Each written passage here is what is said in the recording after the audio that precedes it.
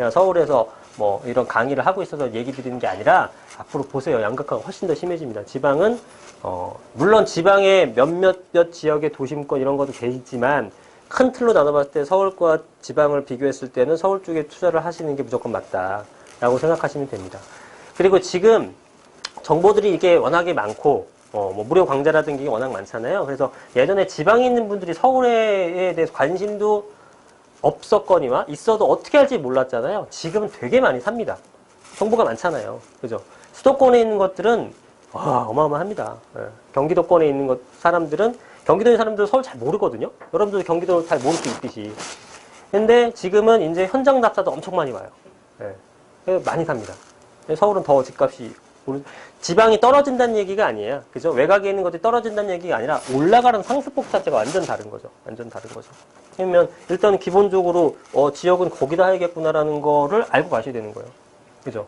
내가 아주 남들이 모르는 특수한 정보를 지방에 뭐가 개발되는 특수한 정보를 알아. 이런 건 투자하겠지만 요즘에 이런 정보가 어디 있어요? 그런 고급 정보 없어요, 이제는. 그죠? 네. 그러니까 그런 게 아니고서는 일반적으로 상승률이 높은 지역에 당연히 투자를 해야 되는 거죠.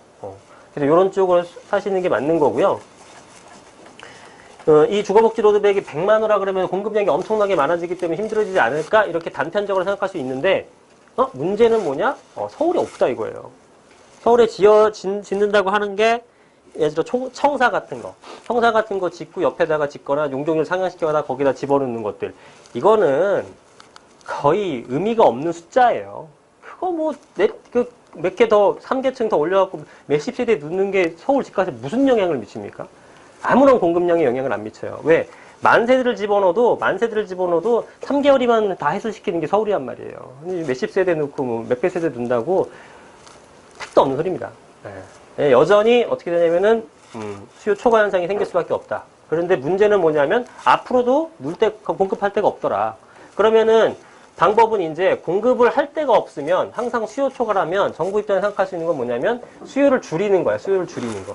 그래서 지금 뭐 세금 때려잡고 뭐 한다는 하는 건데 이게 다 단기적이라는 거죠. 근본적으로 수급 자체는 변함이 없잖아요. 그죠? 서울에 있는 아파트나 부동산의 어떤 가치나 이런 게 훼손된 게 아니잖아요. 일시적으로 눌러놓는 건 말이에요. 그걸 알거든, 이제 사람들도. 그러니까 안 가는 거죠, 당연히. 그래서 실제로 또 학습 효과도 있어. 강남 팔고 용인 간 사람, 서울에 있는 아파트라든가 이거 팔고 지방에 건물 산 사람, 초기엔 좋지. 월세 더 많이 받으니까. 근데 지금 어때요? 10억짜리 만약에 홍대에 있는 거 건물 팔아가지고 지방에 있는 10억짜리 그 건물을 샀어요. 이거 10억짜리 상가를 팔아가지고 이때 10억, 얘도 10억이었어요. 이거 월세는 뭐 한 300만 원 나왔어. 얘는 뭐 한 800만 원 나왔어요. 당연히 그때는 이게 옳은 선택 같죠. 지금은 얘 얼마 됐어? 12억 됐어. 10년 지나니까. 얘는 얼마 됐어요? 40억 된 거예요. 비교가 돼요? 택도 없는 소리죠. 근데 이런 선택을 하는 사람들, 강남에 있는 것들, 30평대 아파트 그때 10억이었어. 용인의 60평대 아파트가, 70평 아파트가 8억이었어, 8억. 그죠? 그럼 이거 30평에 10억 주고 팔아갖고 넘어간 다음에 여유있게 살았단 말이죠? 넓고 좋잖아? 관계도 좋고? 지금 얼마요? 20억. 그죠? 얘는 얼마야? 8억이어서. 5억 됐어요, 5억. 어떡하라고, 이제. 못 가는 거지. 4배 차이 나는 거죠. 동일이 시했다가. 영원히 못 들어오는 겁니다. 한 번 나가면 진입이 어려워요. 그걸 아니까 나갑니까? 강남 사람들은 강남 아니면 잘 안 사요. 일단 강남 사놓고, 강남 살 돈이 안 된다? 그러면 강남 살 돈이, 그러니까 사고 나서 남는 금액이 강남은 더 이상 살 돈이 안 돼. 그러면 어딜 사느냐? 강남 주변을 삽니다. 그래서 강남 접근성이라는 용어가 생긴 거고, 실제로 맞아요. 강남 주변에 자기 집 근처에 있는 거를 사지, 외곽까지 안 간다니까요? 이 사람들은, 보편적으로 봤을 때 양주나 파주나 김포나 이런 쪽의 신도시 물건 안 사요. 위례나 판교나 광교 이런 데 산단 말이에요. 그러니까 거기 집값이 더 높은 거예요. 왜? 돈 있는 사람들이 수요로 몰리니까. 그렇잖아요. 다른 지역에서는 그게 조금 어렵다라는 얘기가 되겠죠. 그래서 이거는 지금 다 제한이 엄청나게 걸려. 투기과열지구 이제 걸렸고요. 그죠? 투기지역, 투기과열지구 걸리고, 이제 중과세 하고. 여기는 너무 많아가지고 엄청나게 많죠. 여기 이제 추가된 거고요. 과열지구가 추가된 거고. 그래서, 이제 앞으로는 이제 결국은 우리가 맨날 얘기 듣는 게 빈익빈 부익보다 양극화잖아요. 예, 그거는 맞아요. 양극화가 진행되는 겁니다. 양극화가 진행되는 거고, 일단 이렇게 봐야겠죠. 봐보세요. 양극화가 진행되면은 평균적으로 가격이 뭐 내년 시장 전망 매년 하잖아요. 신문에 나왔고 뭐 누구 어디에 연구소 뭐 어디 무슨 국민은행 팀장 나와갖고 뭐 얼마 0.5% 오르네, 0.3% 오르네, 0. 아무 의미 없는 거고. 그게 어떡하라고? 이게 여기서 2% 오른다 그러면 살 거예요? 떨어진다고 하면 안 살 거고? 아니야. 이거는 1% 오른다고 하게 되면 어디는 30% 올라요. 어디는 마이너스 50이 될 수도 있어. 어디는 하나도 안 올 수도 있고, 어디는 5% 올 수도 있고, 그죠? 그걸 평균 내니까 이렇게 되는 거잖아요. 그게 중요한 거지. 코스피 지수가 2000에서 2200 간다고 여러분들 그냥 막 살 거예요? 아니야. 그 중에서도 떨어진 놈이 있고 올라가는 놈이 있단 말이에요. 1800 떨어지면 안 사 그러면? 아니잖아요. 올라간 놈 찾는 거잖아.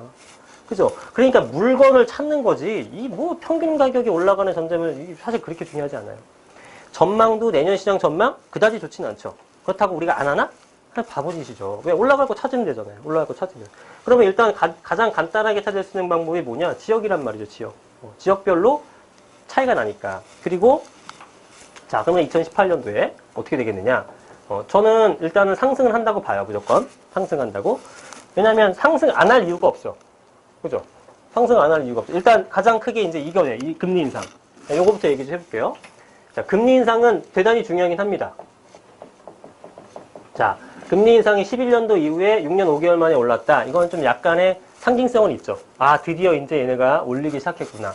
그럼 지금 1.25%에서 1.5%로 0.25% 상승을 했단 말이에요. 0.25%포인트를 상승했어요. 그럼 나중에 올릴 때 1.5에서 1.75가 될까요? 2가 될까요? 7호가 됩니다. 이제는 무조건 0.25씩 올렸고 내리고 미세 조정을 합니다. 예전에는 더 올린 적도 있었어요. 한 번에 0.5도 올리고 했지만 이제는 이렇게 무조건 법제화되어 있는 건 아니지만 그냥 관례가 딱 됐어요. 그래서 왜냐하면 한 번에 0.5 올리면 더 난리가 나겠죠. 한 번에 0.5 내려도 문제고, 그죠? 그러니까 이렇게 움직이는 겁니다. 나중에 가게 되면 이게 더 미세 조정을 할 수도 있을 것 같아요. 아니, 하면 좋겠어, 개인적으로는. 0.1이나 0.15 정도로 올리면 야 이제 금리 우리가 올릴 거야라는 시그널은 주고 경각심을 일으켜줄 수 있지만 파급은 적잖아요. 그럼 더 효과가 생길 것 같지 않아요? 제 생각인가요, 어디? 저는 이게 맞다고 보거든요. 근데 뭐 이렇게 하지는 않아요. 여하튼 이거는 뭐 그렇다고 치고 자 그럼 0.25가 어쨌든 올랐어. 그럼 이제 시장에서 일으키는 반응들은 뭐가 있냐면은 가계부채. 얘가 이제 했었던 그 뭡니까? 이유는 가계부채 때문이죠. 정부가 했었던 거는.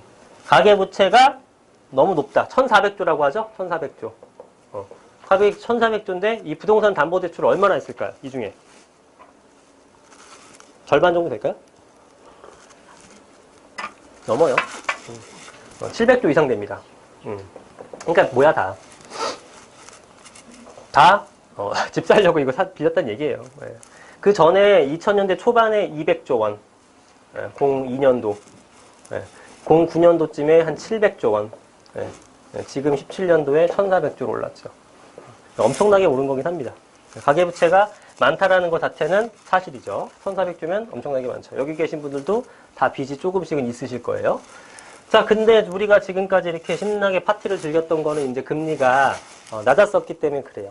그럼 이제 올라가게 되면은 문제가 되긴 해요. 두 가지가 볼 수 있어요. 금리 인상은 경기가 상황이 좋아진 거기 때문에 부동산도 같이 상승할 수 있다라고 주장하는 경제학자들도 많은데 여러분들 보실 때 지금 경기가 좋나요?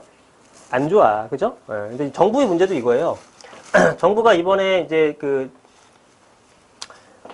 이 데스크에서 얘기를 할 때, 이번 금리 인상에 대해서 얘기를 할 때도 정부가 이제 바라보는 시장의 관점이 일단은 경기가 완만하게 상승하고 있다. 좋아지고 있다는 얘기가 되겠죠?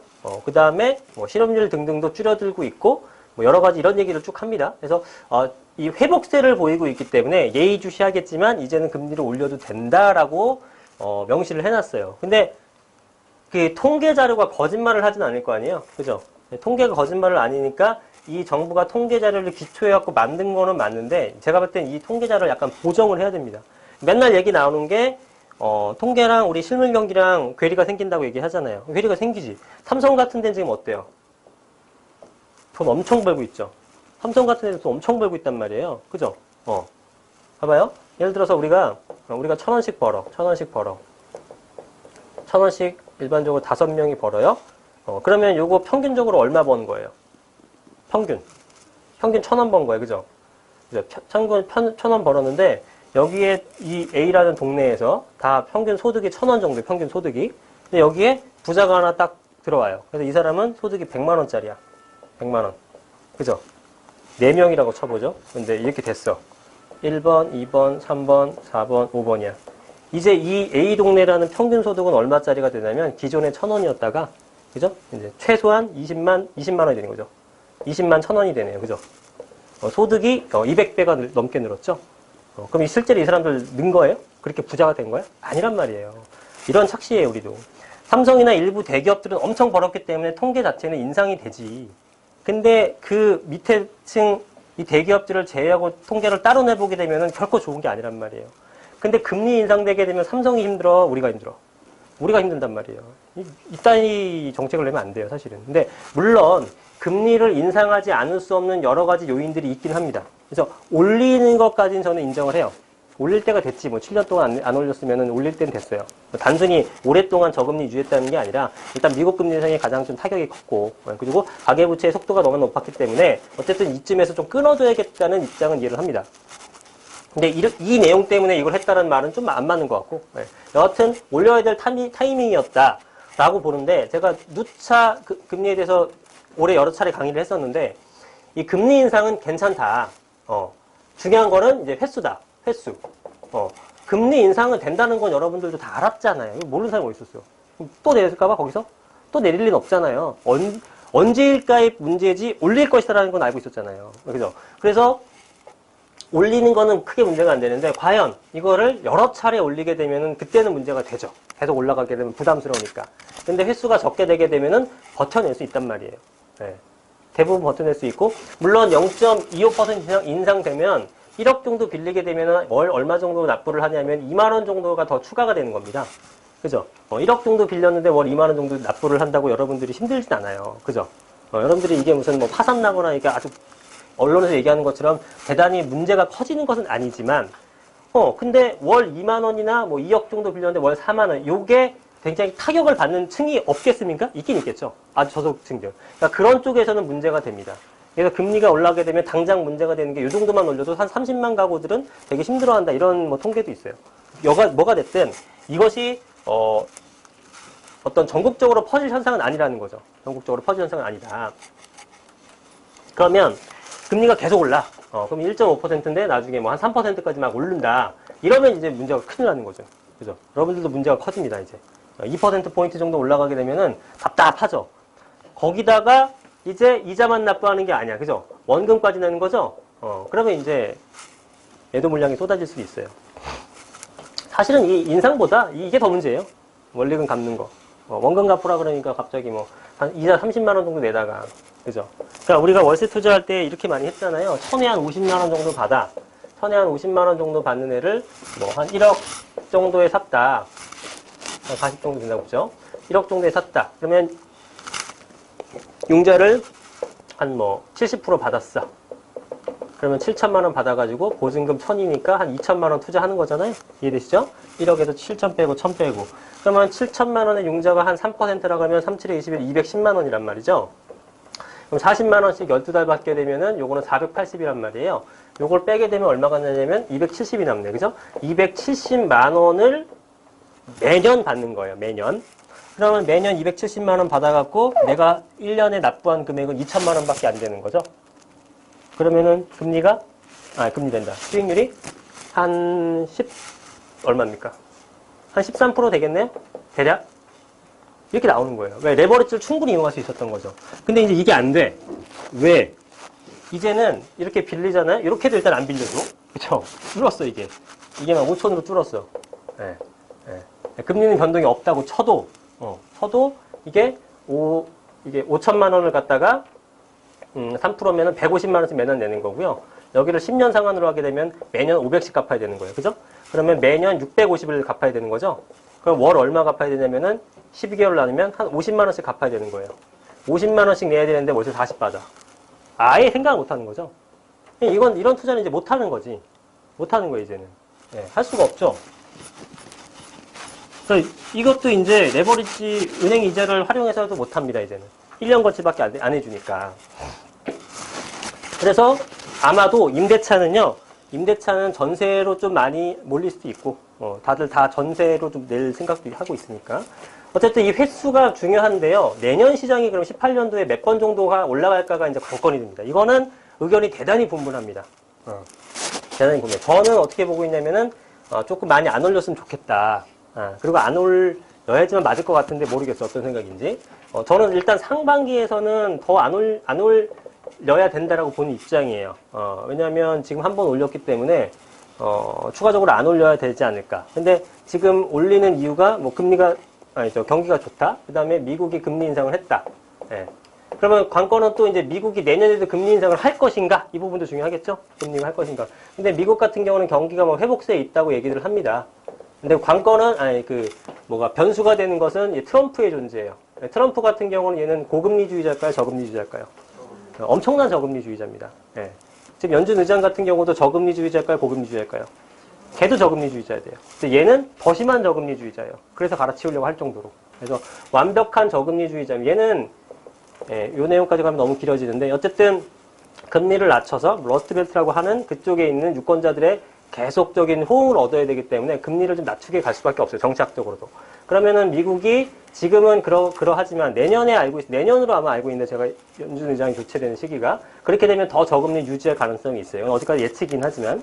그리고 금리 인상됐을 때가 좀 힘들어진다라는 얘기가 많이 나오게 되면은 적어도 상반기에는 안 올리지 않을까. 그리고 올려봤자 한 회 정도나 2회 정도가 마무리일 것 같습니다. 내년 시장 전체. 18년도 전체. 네. 요 정도라 그러면 크게 무리는 없을 것 같아요. 그 다음에 이제 아주 장기적으로 봤을 때 금리가 계속적으로 인상을 할 것이냐, 유지가 될 것이냐, 여기서는요, 적어도 유지 아니면 인하입니다. 한번 일단 올렸다고 생각했을 때. 왜냐? 전 세계적으로 금리가 높은 나라가 없어요. 우리나라만 올렸다? 망하는 겁니다, 나라가. 우리나라 망하는 거지. 그죠? 네. 그러니까 적어도 유지나 적어도 인하를 할 가능성이 되게 높다라는 거죠. 금리 인상이 일시적으로 갈 거라는 얘기라고 말씀을 드리는 거예요. 네. 네. 그렇잖아요. 지금 일본, 유럽, 뭐 미국도 그렇고 어느 나라가 지금 금리가 높습니까? 근데 우리나라만 왜 높여? 그죠? 네. 그런 전체적인 세계적인 저금리 추세는 계속 이어집니다. 수출도 하려면 무조건 금리 낮춰야 되는데.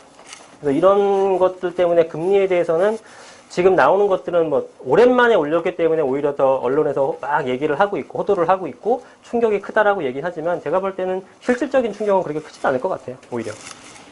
문제는 금융. 금리는 사실 크게 상관없는데 제가 걱정하는 건 투자 관점에서 말씀드리는 겁니다. 제가 걱정하는 것은 이제 금융 규제는 무서워요. 금융 규제. 예. 금융 규제가 이제 우리가 흔히 얘기하는 DTI나 그죠? 뭐 LTV나 이런 거잖아요. 이거 이제 담보 대출이고 이건 소득에 관련된 내용들인데 이런 것들을 잡으면 결국은 뭐냐면은 돈을 안 빌려준다잖아요. 돈 안 빌려준다. 여러분들 지금 정부가 이제 얘기를 합니다. 이제 서울의 집값은 떨어질 거다. 강남의 재건축도 여러 가지 정책으로 가격이 떨어질 거다. 그러니까 집을 팔아라. 라고 하면은 파실 분. 솔직히 한 분도 없어요? 다 보유할 거예요? 자, 네, 집이 없어요? 네. 씁쓸하네요. 네. 자, 어쨌든 대부분의 사람들이 이제 정부가 이런 정책을 취해서 앞으로 집값이 떨어질 것이다. 집을 팔아라. 신도시를 만들겠다. 어쩌고저쩌고 하는 것들이 안 먹힙니다. 지금 수십 년간 해왔거든요. 그죠? 1기 신도시 넣었죠. 뭐 검단 넣었지. 동탄 넣어봤지. 뭐 다 해봤지만 집값은 계속 올랐다는 거죠. 떨어진 적은 언제냐? IMF나 글로벌 금융위기 때나. 그죠? 그렇다고 그걸 기다릴 거야? 아니잖아요. 올지 안 올지도 모르는 걸. 그러면 그런 어떤 돌발 변수를 제외하고서는 계속 올랐다는 얘기가 됩니다. 어떤 정책을 써도. 그쵸? 그러면은 이제 사람들이 이제는 안 믿어. 야, 니네가 아무리 집값 떨어진다 그러지만 난 이제 안 믿어. 아직도 겁내는 사람도 있어요. 팔아야 됩니까? 문의도 제가 많이 받는데 대부분은 이제 안 믿어요. 예전에는 이런 것 뜨면 난리 났어요. 전화 불통 났습니다. 팔아야 되냐 뭐 하냐. 지금은 그렇게 별로 이렇게 동요되는 분이 많지 않단 말이에요. 그리고 일시적이라는 것을 다 알아요. 사람들이. 그래서 매도 자리에 안 파는 겁니다. 옛날 같으면 약발이 조금이라도 먹혔거든요. 이거 파리 대책 이후부터 안 먹혔어요. 한 열흘 갔나? 열흘도 안 갔어. 그래서 정부가 그러면 이제 교육시키진 않겠다 이거야. 마인드 교육 시키지 않겠다. 집값 떨어진다 해보다 안 믿으니까. 그래서 그래 니네 집값 올라가는 거 믿어라. 대신에 믿건 말건 집값을 못 올라가게 할 거야. 그게 돈을 안 빌려주는 겁니다. 여러분이 엄청 사고 싶어. 유효수요에서 유효수요가 아닌 걸로 고치는 건 힘들지만 유효수요지만 유효수요가 아니게끔, 그러니까 마인드 고치가 아니라 돈을 안 빌려줘 버리면은 여러분들은 수요자가 될 수가 없어요. 그렇잖아요. 돈 있는 사람이 그렇게 많아? 없잖아요. 예. 그래서 이 돈을 안 빌려줘 버리는 거죠. 그러면 안 빌려주게 되면은 그렇다고 강남의 집값이 떨어지거나 이런 건 아니고 강남의 집을 살 수 있는 중산층들이 떨어져 나가는 겁니다. 그쵸? 예를 들어 15억짜리 아파트인데 요거를 대출로 빌리게 되면 10억 정도 대를 대출을 빌렸다. 그러면 얘는 실투자금 5억으로 들어갈 수 있었던 애들이잖아요. 근데 이제는 어떻게 해요? 이제는 안 빌려주고 5억밖에 안 빌려준대요. 그럼 이제 10억 있는 사람이 이제 이것만 살 수 있는 거예요. 그러면 5억에서 9억 정도 갖고 있었던 중산층이 그전에는 강남에 입성이 됐지만 이제 입성이 안 되죠. 이게 또 양극화가 되는 거고 빈익빈 부익부가 되는 겁니다. 돈 많은 놈들이 계속 유지를 하는 형태가 되죠. 그러니까 진입장벽이 더 강화가 된 겁니다. 그래서 강남의 집값은 더 올라가는 거죠. 더 올라가는 거죠. 네. 올라가죠. 이거 얘네들이 빠졌다고 수요가 떨어졌다고 해서 가격이 떨어진다고 생각하면 안 됩니다. 이거 설명드리면 또 한참인데 그래서 강남의 집값은 더 올라가고 더 진입장벽이 어려워졌죠. 그리고 이제 강남 같은 경우에 분양가 상한제니 뭐니 걸어놓게 되면은 그건 로또라는 거 알고 계시죠? 예. 시세는 5천인데 4천 시세는 이제 분양 5천에 해도 상관없는데 시세가 그렇게 되니까 4,300 이상은 하지 말라. 딱 해. 그러면 4,300에 분양하겠죠? 어쩔 수 없이. 그럼 굳는 순간 플러스 700 붙는 거 아니에요? 평당. 33평 딱 붙게 되면 얼마야? 2억 1천이죠? 새 거잖아? 2억은 더 붙겠죠? 그러면은 거의 한 4억을 앉은 자리에서 버는 겁니다. 예. 잡아낼 수가 없는 거지. 예. 한다고 해서 이게 떨어지냐 이거죠. 근데 이 위치에 따라서 공급량에 대한 해석을 달리 해야 될 건 뭐냐면 이런 거죠. 예를 들어 지방에다가 우리가 만세대를 집어넣게 되면요. 이거는 주변의 아파트 가격이 떨어져 올라요.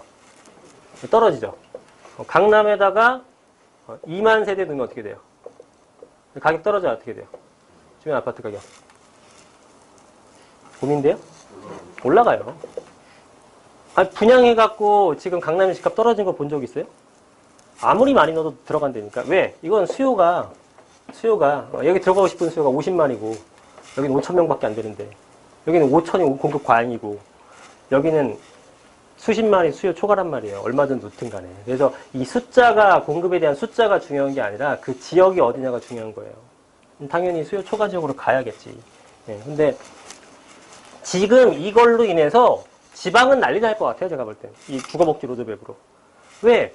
안 그래도 넘쳐나고 미분양 많아 죽겠는데 저기다 또 저렇게 공급을 하는 거야. 그죠? 그럼 어쩌란 얘기야. 집값 더 떨어지는 거죠. 서울만 하든가. 서울은 또 할 데가 없지. 이게 이 딜레마인 거예요. 서울에 해야 되는데 할 데는 없고 지방은 하지 않아야 되는데 100만 원 좀 맞춰야 될 것 같고 막 갖다 붙이는 거야. 예. 제가 볼 땐 그래요. 그래서 이거는 좀 문제가 있다라고 봅니다.